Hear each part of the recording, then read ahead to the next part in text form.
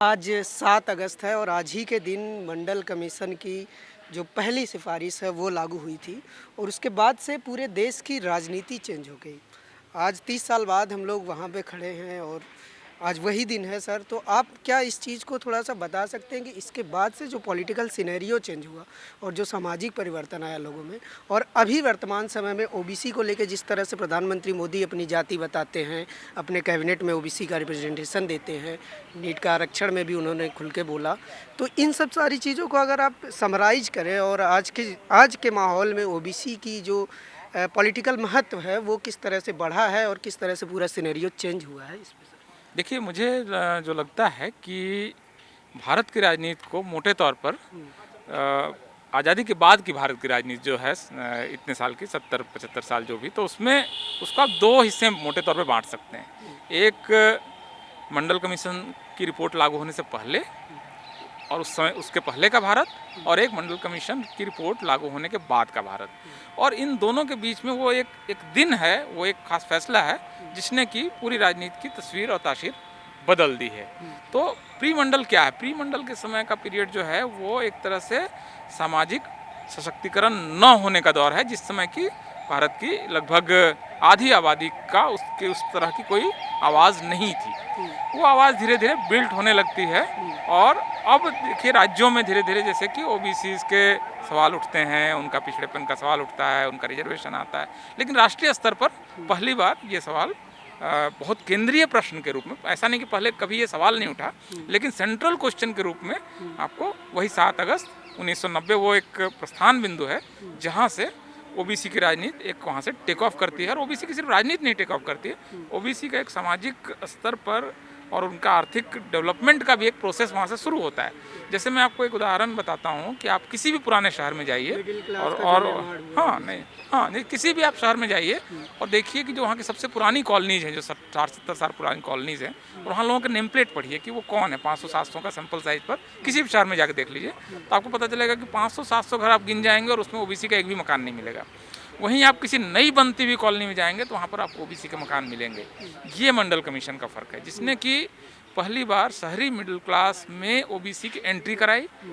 OBC किसान भी कर रहा था, अपना दूध दूह रहा था, बहुत सारी कारीगर का काम कर रहा था, मछली पकड़ रहा था, सब कर रहा था, लेकिन देश की समृद्धि में उसका हिस्सा नहीं था, वो पार्टनर नहीं था।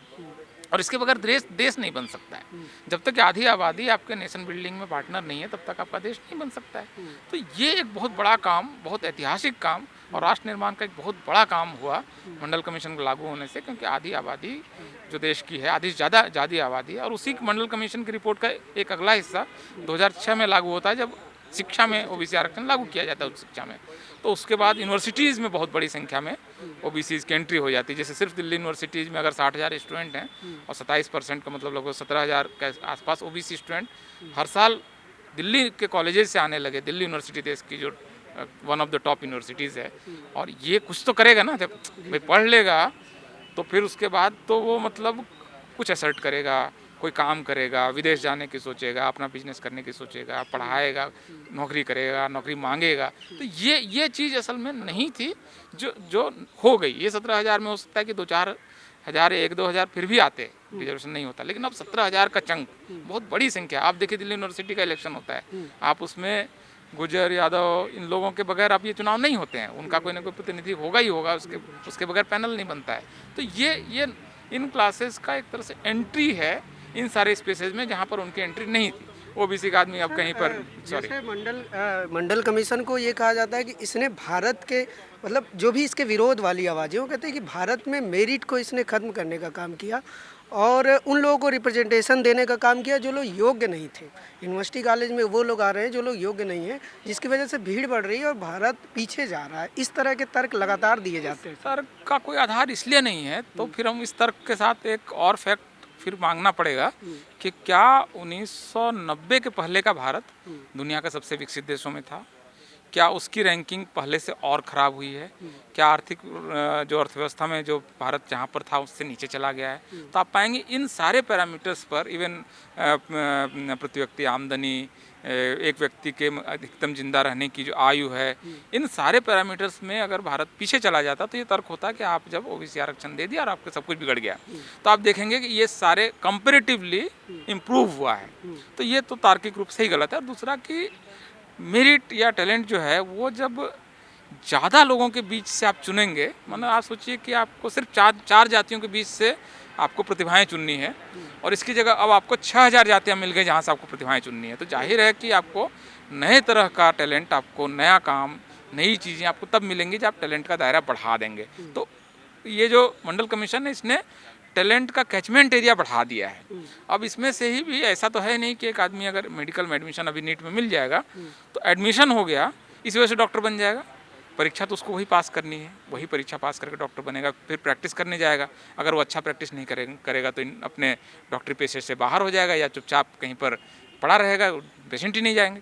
तो सक्सेस जो है वो इतनी छोटी कहानी नहीं है कि आपको एंट्री मिल गई, ये सिर्फ आपको एंट्री का एक गुंजाइश दे रहा है। इसके बाद तो सब कुछ फिर वो उसी नियमों से तय होना है जो नियम सब पे लागू होते हैं। तो ये मैं इस तर्क को नहीं मानता हूँ कि इससे टैलेंट खराब हुआ है। जिस तरह से नीट में आरक्षण दिया गया और हमने देखा कि कोई भी पॉलिटिकल पार्टी उसका विरोध नहीं की, खुल के तो किसी ने विरोध नहीं किया। खुल के क्या, और हाँ, लगातार नहीं हुआ। प्रधानमंत्री भी अपनी जाति बता रहे हैं, कैबिनेट में विस्तार कर रहे हैं।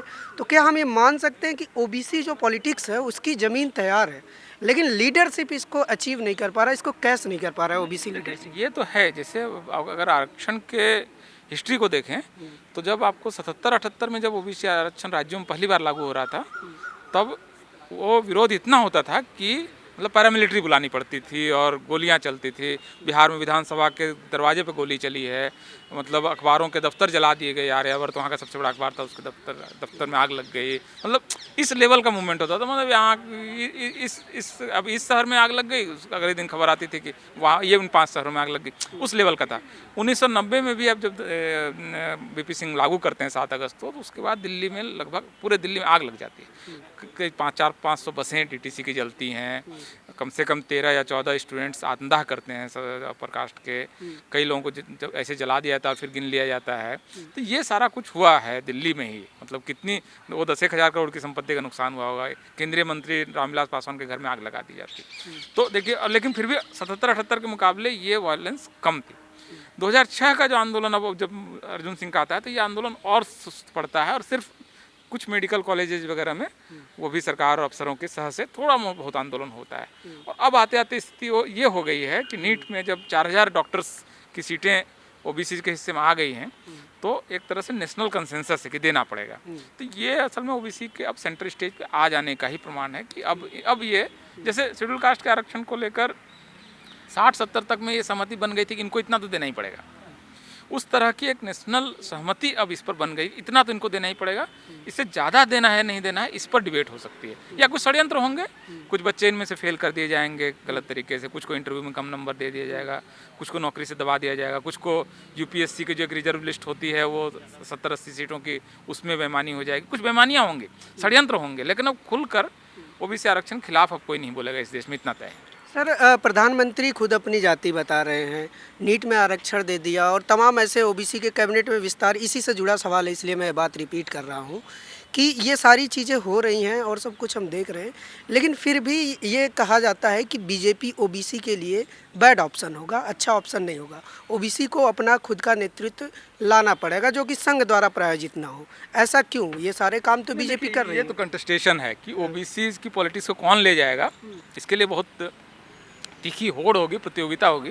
देखते हैं कि उसमें कौन जीतता है, कौन ज़्यादा मतलब इसको आगे ले जा सकता है। बीजेपी की प्रॉब्लम सिर्फ ये है कि बीजेपी का जो कोर वोट है वो हिंदुओं पर कास्ट वोट है, उसके बगैर बीजेपी नहीं है। मतलब वो कोर वोट होता है ना हर पार्टी का, कि यहाँ से शुरू करते हैं उसके बाद हम जर्नी शुरू करते हैं, तो उसका कोर वोट है वो उसका, हाँ, उसको वो एंटेगोनाइज या उसको वो नाराज करके बीजेपी सर्वाइव नहीं कर सकती। नीट में उसने उसको नाराज किया है, पहली बार एक तरह से नाराज किया है। उसके साथ उसने उसको मिटिगेट करने के लिए ईडब्ल्यूएस करके उसको मैनेज करने की कोशिश की है। बाद में कुछ और वो इस तरह का ऑफर वो उनको भी देने वाले हैं, वो और आएगा।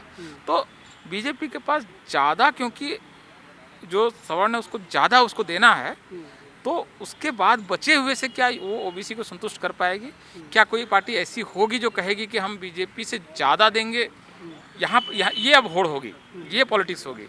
क्या कांग्रेस या बाकी अपोजिशन पार्टीज के पास ये एजेंडा है कि हम ओबीसी को बीजेपी से भी ज़्यादा देंगे? अगर ये आप लेके आते हैं तब तो ओबीसी आपके पास जाएगा, वरना ओबीसी को, क्योंकि इस व्यवस्था को उखाड़ फेंकने से ज़्यादा उसकी दिलचस्पी इसमें ये है कि इसी में हिस्सेदारी मिल जाए, तो हिस्सेदारी का उनका आंदोलन है। तो इसलिए ये सवाल उनके लिए थोड़ा भविष्य पे छोड़ते हैं, कैसे रिजॉल्व होगा। तो ये थे प्रोफेसर दिलीप मंडल हमारे साथ, आपने सुना इनको।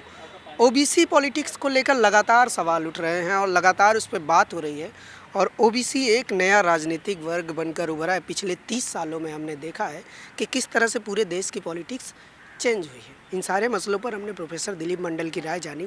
आपकी क्या राय है, आप हमें कमेंट करके ज़रूर बताइए। और कैमरामैन आशीष के साथ मैं अनमोल प्रीतम, ITO दिल्ली। नेशनल दस्तक की आपसे गुजारिश है कि अगर इसको बचाना चाहते हैं तो नेशनल दस्तक को सब्सक्राइब करने के लिए रेड कलर के सब्सक्राइब बटन को दबाएं, फिर बेल आइकन की घंटी दबाएं। नेशनल दस्तक को बचाने के लिए बहुत ज़रूरी है कि हर खबर को शेयर करें, लाइक करें, कमेंट जरूर करें।